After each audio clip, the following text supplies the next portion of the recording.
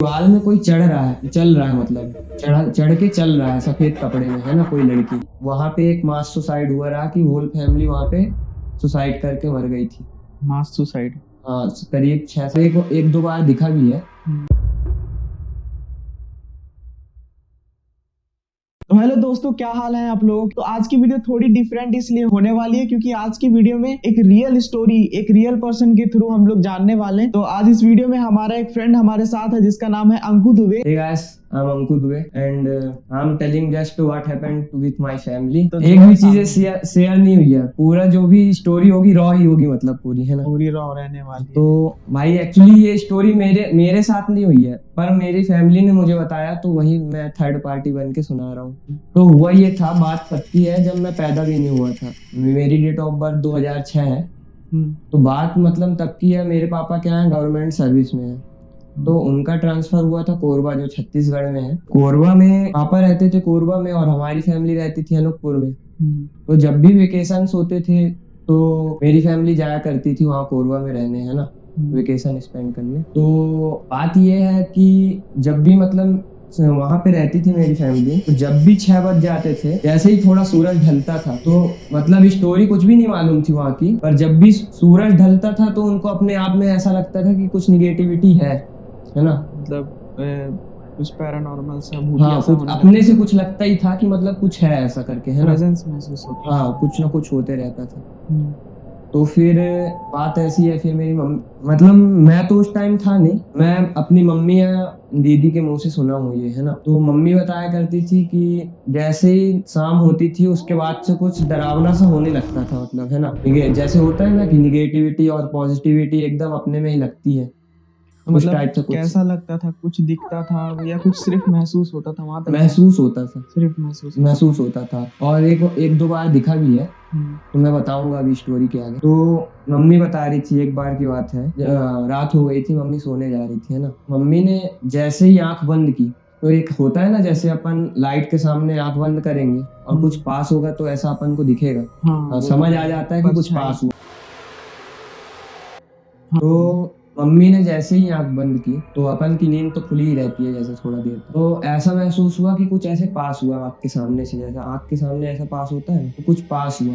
तो मम्मी की नींद उस टाइम ही उड़ गई, थोड़ा घबरा गई कि क्या था, है ना, क्योंकि रूम चारों तरफ से बंद था, और पास हुआ तो आंख खुली, जाके देखा मम्मी ने तो कुछ भी नहीं था। उसके बाद एक बार ये हुआ था कि वहां पे एक आंगन भी था और एक बिही का पेड़ था।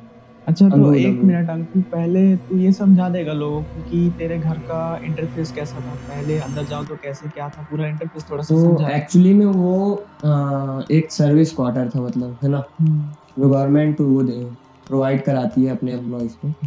तो वो एक सर्विस क्वार्टर था, इसमें घुसते ही साथ एक हॉल सा थोड़ा सा रहेगा, हॉल और बेडरूम, किचन, और एक ऐसे ही होगा, हाँ, ड्राइंग रूम होगा, ऐसा, है ना।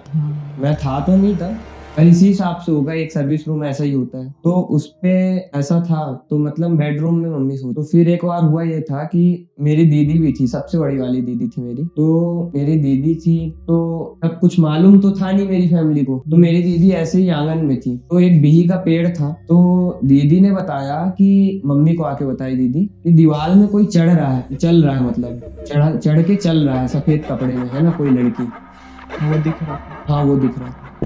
वो चल रही थी और ऐसे, मतलब जैसे कि टहलते हैं ना, वहां जाके फिर वापस, फिर यहाँ, फिर वहां, इस टाइप से। तो मम्मी ने बोला कि होगा कोई भी तोड़ने आया होगा, ऐसा करके, है ना। फिर उसके बाद यही सब ऐसे ही घटनाक्रम में कुछ ना कुछ महसूस होता था।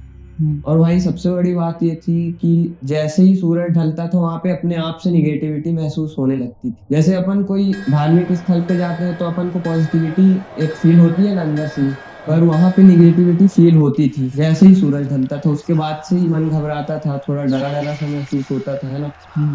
तो यही घटनाक्रम चलते रहा, चलता रहा। फिर मेरे पापा का ट्रांसफर वापस इधर छत्तीसगढ़ में ही विश्रामपुर हुआ, अंबिकापुर के पास ही एक विश्रामपुर नाम की जगह, वहां हुआ। तो जब सब कुछ खत्म, वैसे क्या है, मेरे पापा बहुत दिलेर टाइप के, है ना, और घर वालों को बता देते तो घर वाले घबराते अगर पता होती स्टोरी तो। अच्छा, मतलब पापा को पहले से, हाँ, पापा को पता था, पर घर में नहीं बताई थी उस बात को, नहीं बताया था उस बात को, है ना। तो फिर जब वहां से ट्रांसफर हुआ, वो रूम छोड़ा हमने, तो उसके बाद मेरे पापा ने बताया कि वहां पे एक मास सुसाइड हुआ रहा कि होल फैमिली वहां पे सुसाइड करके मर गई थी। मास सुसाइड? हाँ, करीब 6-7 लोग थे उस फैमिली में, मास सुसाइड किया गया था। और तब रियलाइज हुआ मेरे घर वालों को कि जिसने भी मतलब देखा वेखा, अभी मुझे भी थोड़ा आधी स्टोरी सी पता है, और अपन ने तो ऐसे रैंडम शूट चालू किया है तो उतना मैंने पूछा भी नहीं, और जितना मुझे मालूम था उस हिसाब से मैं बता रहा हूँ। तो भाई तब रियलाइज हुआ कि जो भी वहां पे देखा, उनने महसूस किया, वो सारी चीजें मतलब सिर्फ एक मनगढ़ंत कहानियां नहीं थी, मतलब कि वहां पे सच में कुछ पैरानॉर्मल चीजें थी जो अपन को पता तो नहीं है, लेकिन फिर भी रियलाइजेशन होता था, है ना। हाँ, तो क्योंकि कहानी इतनी थी, वीडियो छोटी, आई होप तुम लोग को पसंद आई होगी, और इसी तरह के रियल पर्सन के साथ रियल स्टोरी सुनना चाहते हो तो चैनल सब्सक्राइब कर लो, और हॉरर थ्रिलर वीडियोस देखना चाहते हो तो भी चैनल को सब्सक्राइब कर लो। मिलते हैं नेक्स्ट वीडियो में, तब तक के लिए पीस आउट। Bye guys.